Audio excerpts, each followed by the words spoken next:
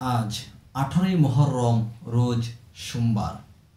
রোজ সোমবার পবিত্র দিনে আপনি মাত্র 5 বার একটি দোয়া পড়ুন।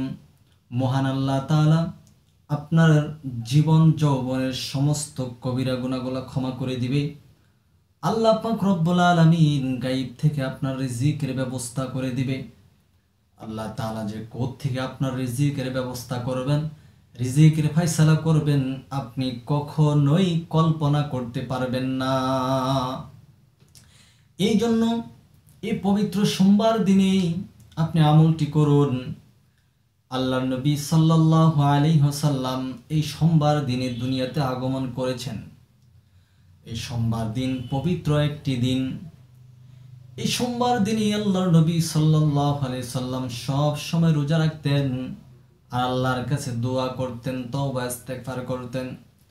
আপনি সোমবার দিনে আল্লাহর রাসূল সাল্লাল্লাহু আলাইহি ওয়াসাল্লামের আগমনের দিনে যদি ছোট্ট দোয়াটা পাঠ করতে পারেন, আপনার সকল মনের আশা মহান আল্লাহ তাআলা পূর্ণ করে দিবে।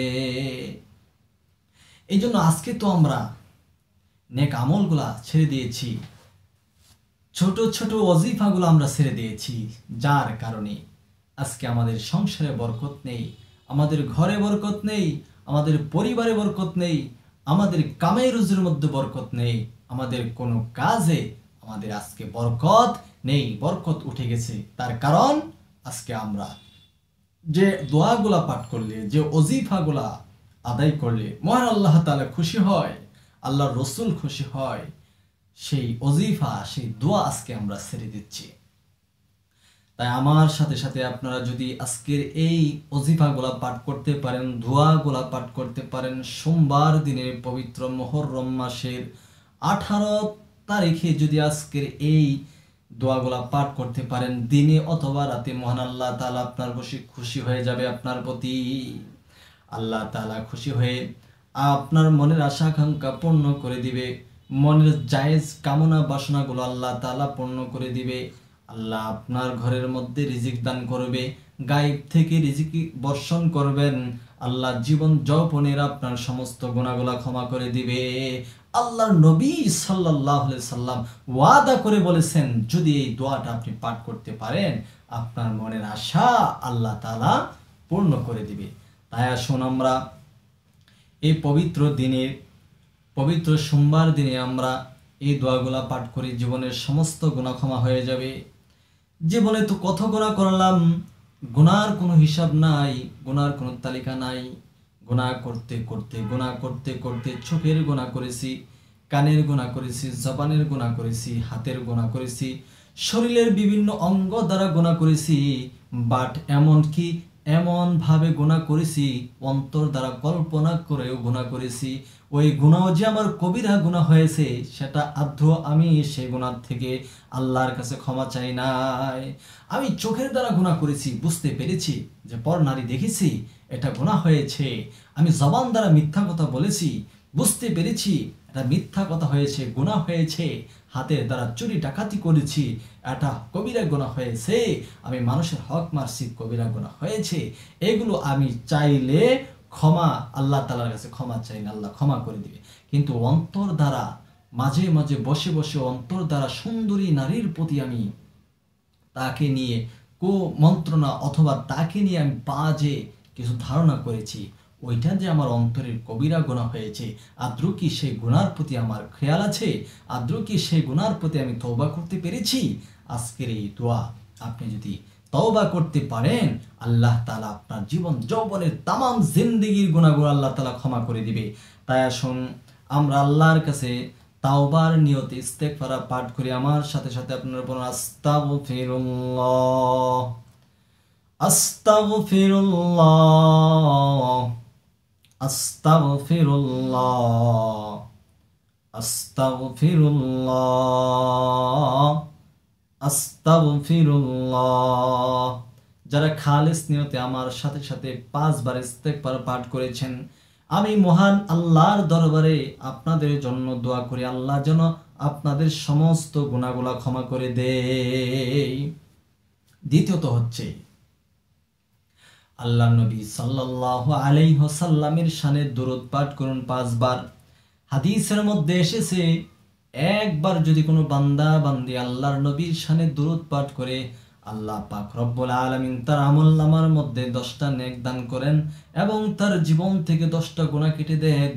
আল্লাহ পাক একজন ফেরেশতা নিযুক্ত করে দেন তার মাগফিরাত কামনা করার জন্য। আল্লাহু আকবার কাবীরা। আসুন আমার সাথে পড়ুন সাল্লাল্লাহু আলাইহি ওয়াসাল্লাম, সাল্লাল্লাহু আলাইহি ওয়াসাল্লাম, সাল্লাল্লাহু আলাইহি ওয়াসাল্লাম, সাল্লাল্লাহু আলাইহি ওয়াসাল্লাম, সাল্লাল্লাহু আলাইহি ওয়াসাল্লাম। কত সৌভাগ্যবান ওই সমস্ত মা বোনেরা, কত সৌভাগ্যবান ওই সমস্ত বাবারা যারা আজকে আমার সাথে দুরূদ পাঠ করেছেন। আল্লাহর রাসূল সাল্লাল্লাহু আলাইহি ওয়াসাল্লামের শানে যদি কোনো বান্দা বান্দি, কোনো নারী পুরুষ দুরূদ শরীফ পাঠ করে, আল্লাহ পাক রব্বুল আলামিন একদল ফেরেশতা নিযুক্ত করে রেখেছেন। ওই সমস্ত ফেরেশতারা গোটা পৃথিবীতে চক্কর দেয়, ভ্রমণ দেয়, আর ভ্রমণ করে ঘুরে ঘুরে দেখে যে কোন আল্লাহর বান্দা, কোন আল্লাহর বান্দি আল্লাহর রাসূলের শানে দুরূদ পাঠ করে কিনা। যদি পাঠ করে, ওই দুরূদের হাদিয়া ফেরেশতাগণ আল্লাহর রাসূলের রওজা মুবারকে আথারে পৌঁছে সালাম করেন, ইয়া রাসূলুল্লাহ, ইয়া হাবিবাল্লাহ, নবী গো, ইমুক গ্রামের ইমুক পাড়ার ইমুক ব্যক্তি, ইমুক সন্তান আপনার নামে দুরূদ পাঠ করেছে, আপনি তার দুরূদের হাদিয়া গ্রহণ করুন। আল্লাহ রাসূল সাল্লাল্লাহু আলাইহি ওয়াসাল্লাম এই দুরূদের হাদিয়া পেয়ে খুশি হয়ে ওই ব্যক্তির জন্য তার মাগফিরাতের কামনা করতেছে, দোয়া করতেছে। যদি আপনি দুরূদ পাঠ করে থাকেন, পেয়ারা নবী আপনার মাগফিরাত কামনা করতেছেন, আপনার জন্য ক্ষমা চাচ্ছেন আল্লাহর দরবারে। আল্লাহু আকবার কাবীরা। এরপরে আসুন, এই দোয়াটা যদি পাঠ করতে পারেন, আপনার জীবন যৌবনের সমস্ত গুনাহগুলো ক্ষমা করে দিবে আল্লাহ তাআলা। আমার সাথে সাথে আপনারা পড়ুন, রব্বি গফিরলি ওয়া তুব আলাইয়া ইন্নাকা আনতাত তাওয়াবুর রহিম।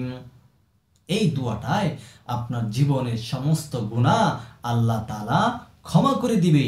আবার পড়ুন, রব্বি গফিরলি ওয়া তুব আলাইয়া ইন্নাকা আনতাত তাওয়াবুর রহিম। আবার পড়ুন, রব্বি গফিরলি ওয়া তুব আলাইয়া ইন্নাকা আনতাত তাওয়াবুর রহিম। রব্বি গফিরলি ওয়া তুব আলাইয়া ইন্নাকা আনতাত তাওয়াবুর রহিম। শেষ, রব্বি গফিরলি ওয়া তুব আলাইয়া ইন্নাকা আনতাত তাওয়াবুর রহিম। এরপরে আসুন, যাদের ঘরের মধ্যে অভাব আর অভাব, অভাব আর অভাব, আপনি যদি এই দোয়াটা পাঠ করতে পারেন, যত অভাব আছে, যত ঋণ আছে, সমস্ত অভাব মুছে যাবে, সমস্ত ঋণ মুছে যাবে। আল্লাহ তাআলা আপনার ঘরের মধ্যে শান্তি আর রহমত দ্বারা ভরপুর করে দিবেন। আমার সাথে পড়ুন, আল্লাহুম্মা ইন্নী আসআলুকাল হুদা ওয়াত তুকা ওয়াল আফাফা ওয়াল গিনা। আবার পড়ুন, আল্লাহুম্মা ইন্নী আসআলুকাল হুদা ওয়াত তুকা ওয়াল আফাফা ওয়াল গিনা।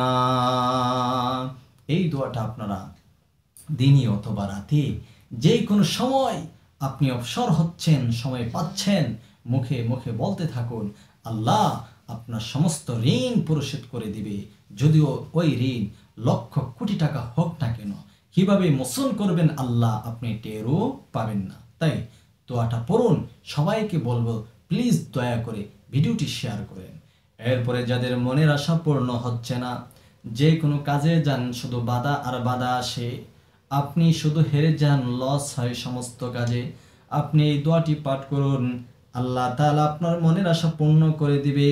আমার সাথে পড়ুন, নবীজি ওয়াদা করে বলেছেন, আল্লাহুম্মা ইন্নী আসআলুকা বিআন্নী আশহাদু আন্নাকা আনতাল্লাহু লা ইলাহা ইল্লা আনতাল আহাদুস সামাদুল্লাযী লাম ইয়ালিদ ওয়া লাম ইউলাদ ওয়া লাম ইয়াকুল লাহু কুফুয়ান আহাদ।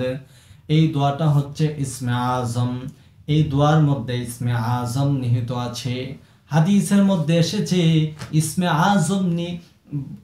ইসমে আজমের মাধ্যমে আল্লাহ পাকের কাছে যদি আপনি দোয়া করতে পারেন, বন্দুকের গুল্লি মিস হতে পারে, আপনার দোয়া মিস হবে না।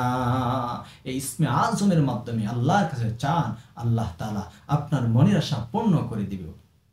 আমি আজকে আপনারা যারা এই ভিডিওটা প্রথম থেকে শেষ পর্যন্ত দেখেছেন, আপনাদের জন্য দোয়া করব, আল্লাহ যেন আপনাদের মনের আশা পূর্ণ করে দেয়।